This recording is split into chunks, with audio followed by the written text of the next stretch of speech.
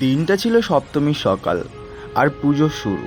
আর এই সপ্তমীর সকালবেলা সবাই সেজেগুজে মণ্ডপে চলে এসেছিলাম। কেন জানো? সকালবেলায় কলা বউ স্নান করাতে নিয়ে যাব আমরা। তাই আমরা সবাই সেজেগুজে সঙ্গে ব্যঞ্জ নিয়ে আমরা বেরিয়ে পড়েছিলাম কলা বউকে স্নান করাতে। আর আমাদের লুকটা ঠিক এই রকম ছিল। তো সবাই মিলে যাচ্ছিলাম, পুচকিও সাথে ছিল। খুব আনন্দের সহিত সবাই হাঁটতে হাঁটতে যাচ্ছিল। আমাদের গ্রামের শেষে একটা পুকুর রয়েছে, যেই পুকুরে কলা বউকে স্নান করাতে হবে।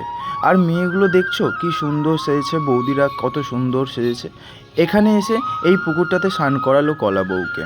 তারপরে আমরা সবাই আনন্দ করতে করতে আবার চলে আসছিলাম মণ্ডপে। আর আমার হাতে ক্যামেরা ছিল।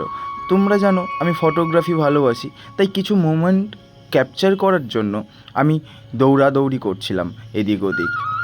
আর ব্যঞ্জোর আওয়াজে আমিও একটু কোমর দোলাতে শুরু করলাম। কোমর দোলাতে দোলাতে চলে এলাম আমাদের মেন রোডে। মানে গ্রামের একটা রাস্তা দিয়ে ঢুকেছিলাম আর একটা রাস্তা দিয়ে আমরা বেরোলাম। আর এটা ছিল আমাদের মেন রোড। আর তখনও গাড়ি ঘোড়া বেশ ছিল, সবাইকে সাইড করতে করতে একটু ব্যস্তও ছিলাম। তারপরে চলে এলাম আমাদের মোড়ে। আর অ্যাকচুয়ালি কেমন লাগলো আমাদের গ্রামটা, ছোট্ট একটা গ্রাম, তো তোমরা কমেন্ট করে জানিও আমাকে। তারপরে আমরা সোজা চলে এলাম মণ্ডপে এবার কলা বউকে রেডি করে মণ্ডপের ভিতরে প্রবেশ করানো হবে। তার মধ্যে দেখে নাও আমাদের মণ্ডপটা কেমন সেজে উঠেছিল। আর ঢাকটা বাজাতে পারি, বাট অতটা ভালো না, তাই চেষ্টা করছিলাম ঢাকটা বাজানোর। দেখো তোমরা, চলো দেখা হচ্ছে নেক্সট ব্লগে। আজকের জন্য টাটা।